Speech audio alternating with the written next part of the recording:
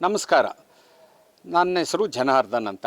ಬೆಂಗಳೂರು ದಕ್ಷಿಣ ಜಿಲ್ಲೆಯ ಮಾಗಡಿ ತಾಲೂಕು ಕುದೂರು ಹೋಬಳಿ ಪರ್ವತನಪುರದ ಒಂದು ಭೈರವ ನಂದಿಯ ದೇವಸ್ಥಾನದ ಜೀರ್ಣೋದ್ಧಾರ ಕಾರ್ಯಕ್ರಮದ ಸಲುವಾಗಿ ತಮ್ಮನ್ನೆಲ್ಲರನ್ನು ಆಹ್ವಾನಿಸುತ್ತಿದ್ದೇನೆ. ಕುದೂರು ಬೆಟ್ಟದಲ್ಲಿ ಭೈರವ ನೆಲೆಸಿರುತ್ತಾನೆ.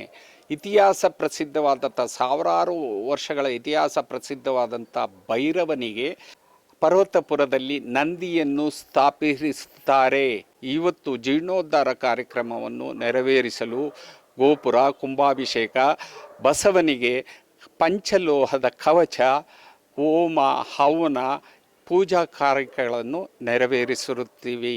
ಏನೆಂದರೆ ಭೈರವ ಬೆಟ್ಟದಲ್ಲಿ, ಕುದೂರು ಬೆಟ್ಟದಲ್ಲಿ ಅಂತರಗಂಗೆ, ಶಿವಗಂಗೆಯಲ್ಲಿ ಪಾತಾಳ ಗಂಗೆ. ಇದರ ಇತಿಹಾಸ ಏನೆಂದರೆ ಶಿವಗಂಗೆಯಲ್ಲಿ ಒಂದು ಹೆಣ್ಣು ಮಗಳು ಬಂಜೆತನವನ್ನು ನೀಗಿಸು ಶಿವನೇ ಎಂದು ಬೇಡಿದಾಗ ಆಕೆಗೆ ಆ ಬಂಜೆತನವನ್ನು ನೀಗಿಸಿ ಆಕೆ ಹರಕೆ ಹೊತ್ತಿರುತ್ತಾಳೆ.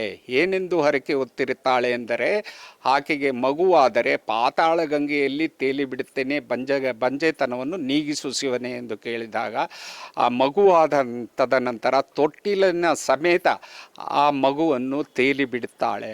ಆ ತೇಲಿಬಿಟ್ಟ ಮಗುವು ಅಂತರಗಂಗೆಯಲ್ಲಿ, ಕುದೂರು ಬೆಟ್ಟದ ಭೈರವನ ಬೆಟ್ಟದಲ್ಲಿ ಅಂತರಗಂಗೆಯಲ್ಲಿ ತೇಲುತ್ತದೆ.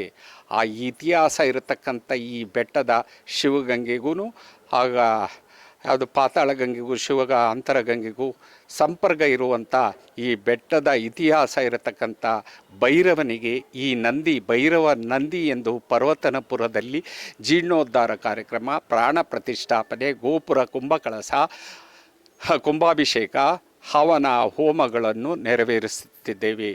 ಇದೇ 14ನೇ ತಾರೀಕು ಸಂಜೆ ಪೂಜೆಯ ಹೋಮಗಳನ್ನು ನೆರವೇರುತ್ತದೆ.